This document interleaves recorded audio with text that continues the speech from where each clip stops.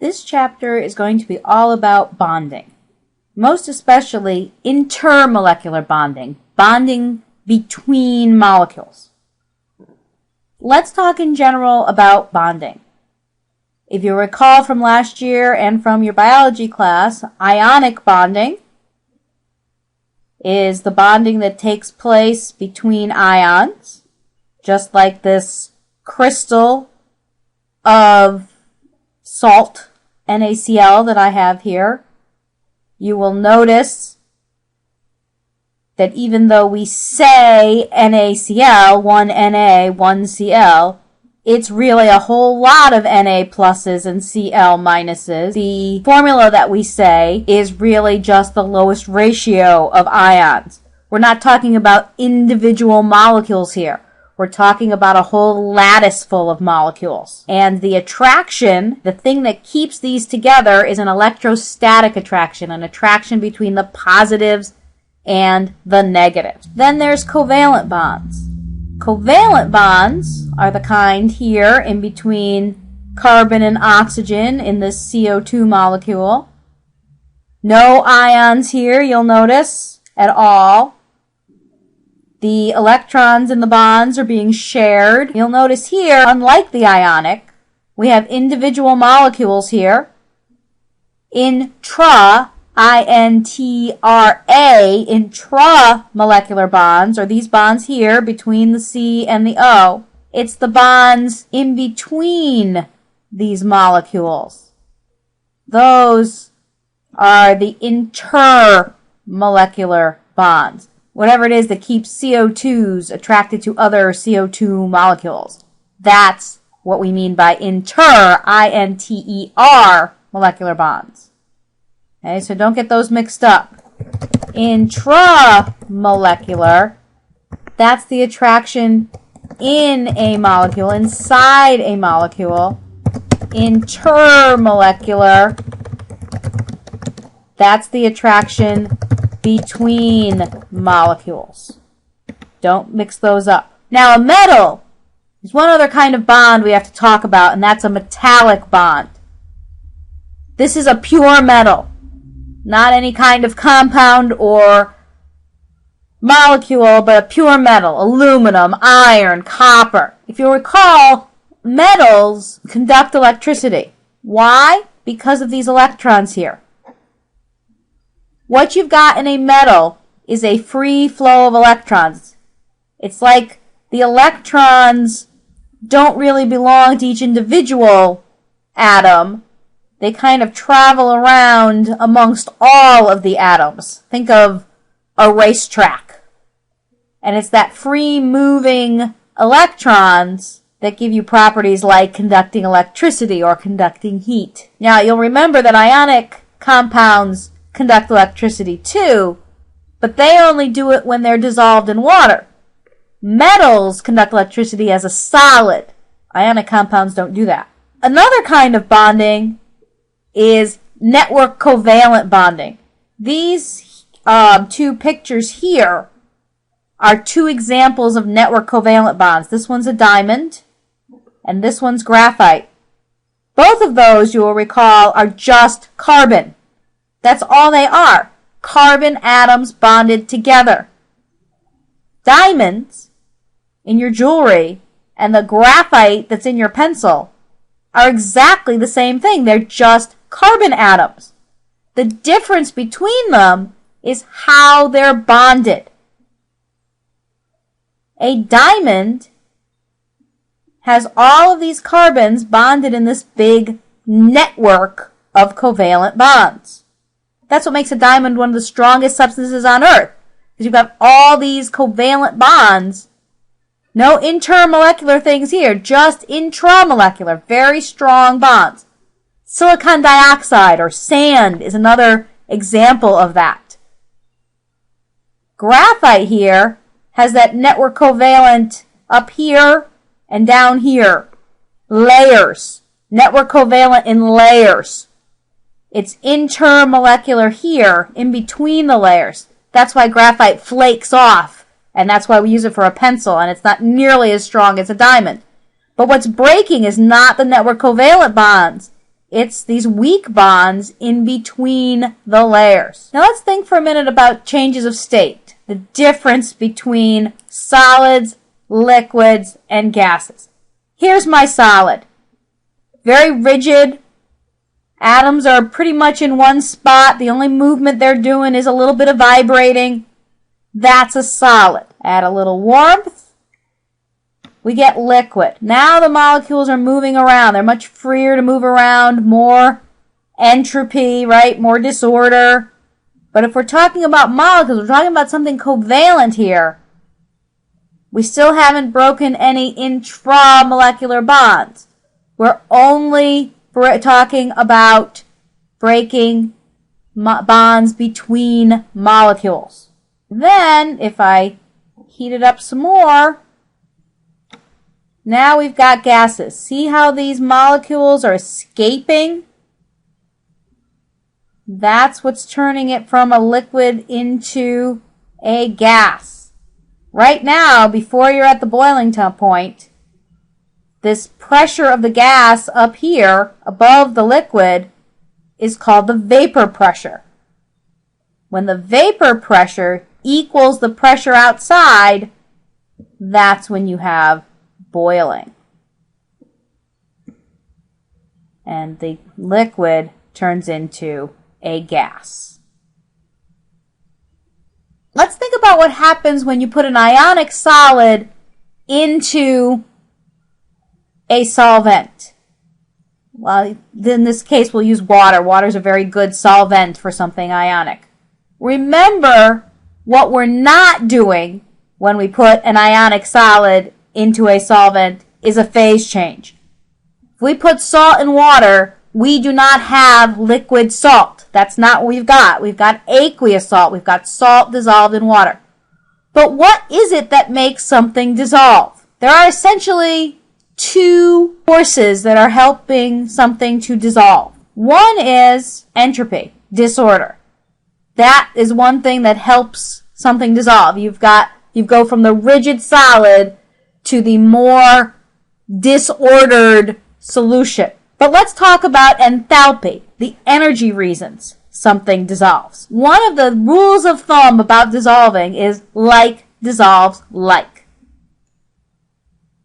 But why is that true? So if I put salt, for example, in water, this is the stabilization that happens. Water, remember, is not ionic. Don't think water is ionic. But it's polar. What I've got is a sort of kind of a partial negative end. That's what this lowercase Greek d means. It means a partial charge. There's a partial negative end, and there's a partial positive end. So all the negative ions in the ionic solid are surrounded by the very polar water, with the positive end of the molecule, or the sort of kind of positive end of the water molecule, pointed at the negative, and vice versa for the positive. Here's my positive ion, and we've got the negative polar end of the water surrounding that. It's that kind of stabilization that helps the dissolving process. Let's talk about intermolecular forces. What we're talking about, remember, is the kind of bonds that go between covalent molecules. Now, if I'm talking about something like water, something that has a polar molecule, what we've got is a dipole-dipole interaction. The positive ends of one molecule are attracted to the negative ends of the other molecule. There's basically two things to think about when you're thinking about dipole-dipole interactions.